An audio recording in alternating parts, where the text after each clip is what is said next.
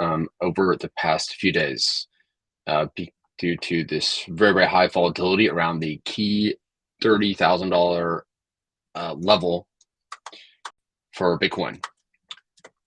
So I'm going to pull up my screen and kind of walk through those. One of them only lasted 1 minute, which is pretty incredible. Let's see. Put some more of this chill music back on. I really like this shit. Give me some royalty-free music, baby. All right. So I'm gonna share my window here. I'm gonna roll back to the first trade that hasn't been covered, which would have been, it's very, very small. This is the 9th. It's this one right here. No, it's back here. This one. I need to put on the 5 minute, and it'd be great if somebody could explain to me how to like go back with better ease. So here, this is going for a true break short. So this it's following the rules here.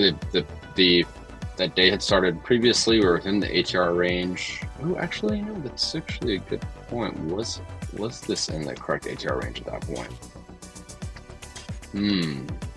Okay, yeah, no, the day had started, would have started at 7 o'clock, would have been just right when that day started, actually. So yeah, it was within the ATR range. This is a true break, and it ended up being a false break. Just came back right back up. So this one was an immediate loss for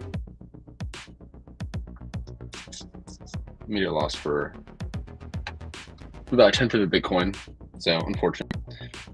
Didn't have anything good to trade for the next few days, and then reapproached this daily key level. Just to kind of show this 30K level has been a big deal for quite a long time. It was back here in last year, and we're touching it again right now.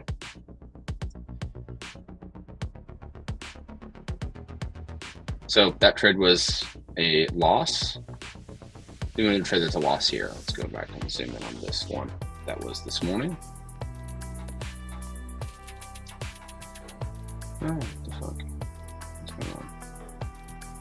Let's do another one this morning. Let's go to 5 minutes. And this was also a false break. So, I mean, honestly, this is just a mistake on my part by not having my order set for a true break. If I really did have my order set for a true break like I normally would have, with a stop up at this level, I would have actually hit a 3-to-1 risk ratio probably. Maybe it would here to here. So this mistake here is,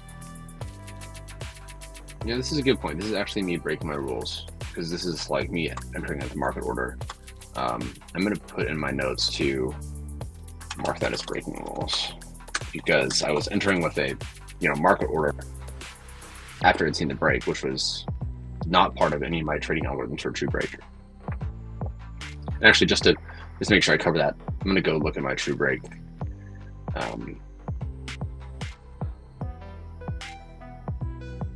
My true break reading instructions. So trading true break model, I have a squeezing flag formation, a strong daily key level. It's only on daily key levels. And of course, 30K is a daily key level. I set a stop order on the other side of the level, and then set the stop as short as possible. So meaning that, you know, it creates a market order once the level is broken. And if I'm breaking upwards, then there's at least 3-to-1 risk ratio. In most cases, we're going to break through the daily key level, which is flat. So, you know, like in our case, we're going to break below 30K. And in that case, we're going to, you know, there's no width of the triangle to compare against. So, and of course, there should be a huge impulse after the true break. If there's not an impulse, it might be a false break and the trade should be canceled. So this actually did have a pretty good impulse. And if I had a nicely placed market order, I probably could have gone 3-to-1 here. But unfortunately I didn't. So that was kind of a breaking my rules. However, I did have a false break trade set up right afterwards, which was profitable. So I had this negative trade, and oh, I'm sorry, there's 2 of them here actually. Let me get that right.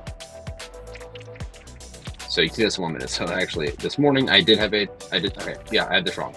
So I actually did have an order set up for a true break, and then just immediately was false broken. This is as of 1 minute. Basically, this is this morning at 7:45 Central Time. Entered short, was immediately popped back up. And then by the time I made it to my computer to check on it, I did not have my order in the correct place and broke my rules there. So this loss is here, about a tenth, and this loss is 0.13. Yeah, correct. Then I did set up a false break to the long side, and this one was an immediate profit of about 0.2. So that was nice. And then I've set up the same kind of deal here. So I'm doing the same false break trade that was unprofitable the last 2 times, but I think people are selling more spot at this time in the day or kind of later on in the day, and hopefully that there is less appetite for buying now. I think this is going to be our 3rd time to return if we do return down here. And I'll probably do the exact same setup, which is like I'm going to enter short of the true break and try to grab 3 to 1 somewhere before 2,900. So I can look at this order here. This is a entry of 29,950 with a stop loss at 30,050. I take profit at 29,250. So it's actually a 7 to 1 risk ratio. And let's make sure those values are correct. So we should see 29,950. I'm sorry, 30,50, 29,950. Yeah, my value size should be 800,000. Sorry, my position size should be 800,000. So let's bump this up to 650. So I'm still a little bit uncomfortable going a full 1% risk ratio on these true breaks, given that I haven't had a successful one yet. This is a nice consistent downturn here. So we have that. Then I'll immediately try to set up another false break kind of trade like I have right here. So that's kind of where I'm at right now. Total the strategy, I'm now 5 in 10, which is good, given that the risk ratio that we're targeting is 3 to 1 generally. So that's 15 risk points profited and 10 risk points lost. So pretty good. I'll open up the stream again